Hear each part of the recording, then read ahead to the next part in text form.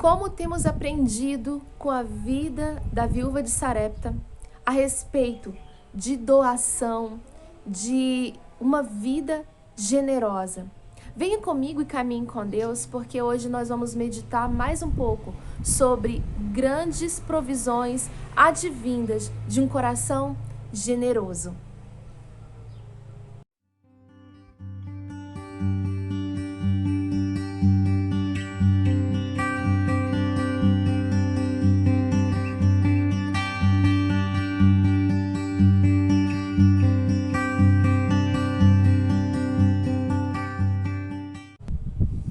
Olá, minha amiga, tudo bem com você?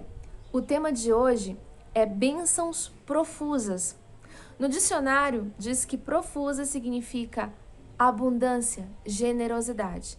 Então, em tradução, bênçãos em abundância é o tema de hoje.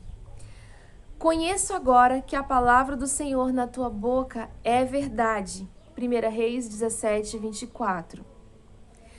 Dai e dar-se-vos-á, boa medida, recalcada, sacudida, transbordante, generosamente vos darão. Lucas 6,38. Embora estas palavras tenham sido proferidas por Jesus mais de 800 anos depois, a viúva de Sarepta foi testemunha dessa promessa. Sua fé foi posta à prova quando o profeta Elias lhe pediu o último pão que ela preparava para si e seu filho antes de ambos morrerem de fome. A viúva deveria oferecer o pão a Elias ou reparti-lo entre ela e seu filho. Quando ofereceu o pão a Elias, Deus começou a abençoá-la grandemente, em razão da sua fé. Observe algumas bênçãos que ele concedeu a ela. Primeiro, a bênção de alimentar Elias. Deus usou essa pobre viúva para proporcionar alimento a seu servo Elias, porque ela deu a ele o pão feito com seu último punhado de farinha. Como é maravilhoso alguém ser usado para os propósitos do reino de Deus. Segundo, a bênção da vida. Depois que a viúva de Sarepta repartiu com Elias o último punhado de farinha que possuía, uma atitude de fé em Deus, ele alimentou-a milagrosamente. Aquela minúscula porção de farinha foi devolvida a ela e a seu filho, na boa medida, recalcada, sacudida, transbordante. Nos 3 anos seguintes, Deus alimentou aquela mulher, seu filho e Elias. A bênção de um filho ressuscitado. Quando a tragédia se abateu sobre seu filho e ele morreu, Elias clamou a Deus, e o menino foi milagrosamente ressuscitado. 4. A bênção do maravilhoso conhecimento de Deus. A provisão de alimento físico foi o ponto de partida para que aquela mulher recebesse a provisão do alimento espiritual, ou seja, um amplo conhecimento de Deus e uma fé incontestável de que a palavra do Senhor é a verdade. Bênção número 5. Ter sido exaltado por Jesus. Para essa mulher que amou a Deus, Jesus concedeu sua bênção com estas palavras. Muitas viúvas havia em Israel no tempo de Elias, e a nenhuma delas foi Elias enviado, senão a uma viúva de Sarepta. Lucas 4, 25, 26. Há uma poesia que diz: ofereça ao Senhor o melhor que você possui e terá de volta o que há de melhor. Então, o que você, mulher que ama a Deus, tem a lhe oferecer? Faça-o agora e comece a colher bênçãos profusas. Bom, nós aprendemos que a vida desta mulher, naquele momento, naquela altura da sua história, estava vindo o cumprimento do propósito que Deus tinha para a vida dela.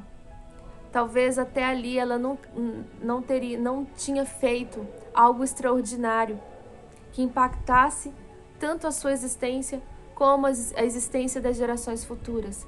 Mas chegou aquele momento em que a vida dela foi colocada à prova e estamos hoje colhendo os benefícios de uma fé poderosa que aquela mulher colocou em exercício porque dependeu do Senhor.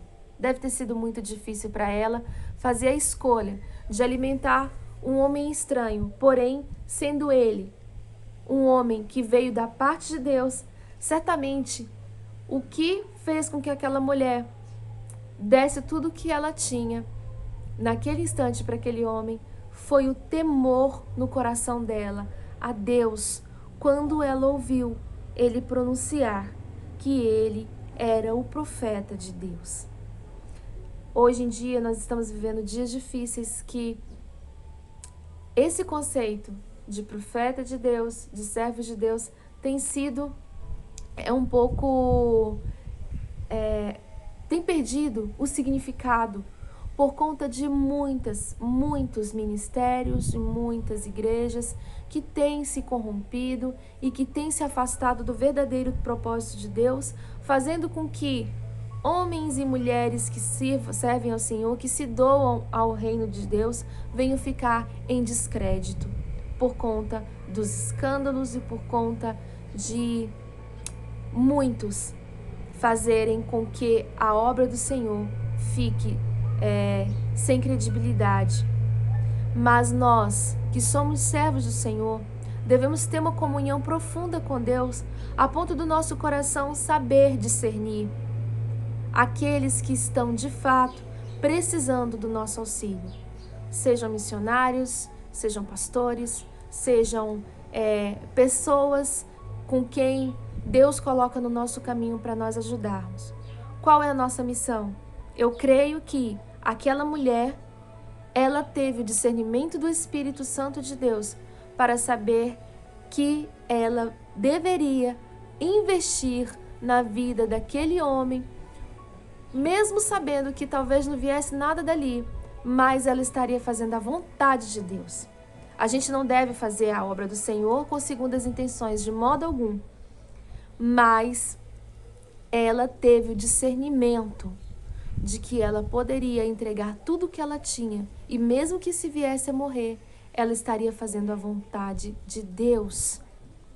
E teve uma boa surpresa, que foi a provisão celestial que o Senhor trouxe à casa dela. Logo em seguida, ela perdeu, o seu filho morreu, mas ela não perdeu o seu filho, porque o Senhor também proveu de vida a casa dela, trazendo de volta a existência do seu filho por meio daquele homem que era o profeta Elias. Bom, o que a gente deve aprender com isso? Eu agora discerni no meu coração que nós devemos buscar no Senhor o discernimento do Espírito Santo para saber o que nós devemos fazer nos dias de hoje, dias tão difíceis, da qual até mesmo ajudar pessoas incorrem em riscos, colocar em risco nossa vida e nossas famílias. Mas se nós buscarmos no Senhor o discernimento do Espírito Santo, nós vamos saber fazer exatamente aquilo que Deus quer para que cumpramos o propósito que Ele, antes mesmo de termos sido gerados para vir a este mundo, Ele já tinha para nós. Bom, foi o que eu senti no meu coração de extrair da meditação de hoje. E comenta aí, caso você tenha extraído algo mais, alguma essência a mais dessa meditação. Compartilha comigo também e com as outras pessoas, para que possamos umas ajudar as outras. Deus abençoe a sua vida e amanhã continuamos ainda com a vida da viúva de Sarepta.